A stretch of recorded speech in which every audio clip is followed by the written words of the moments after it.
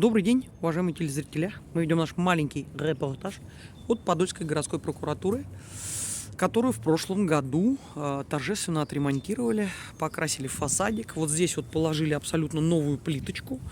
Смотрите, прошло примерно 8 месяцев, по-моему, с ремонта. Плиточку всю пришлось отбить, поскольку она отвалилась. И за наши государственные денежки снова ремонтируют ступенечки, и будет новая плиточка. Вот вопрос, интересно, а то подрядчик, который ремонтировал, уже натянули на бутылочку правосудия или швабру? Непонятненько. Надо сейчас вообще зайти спросить.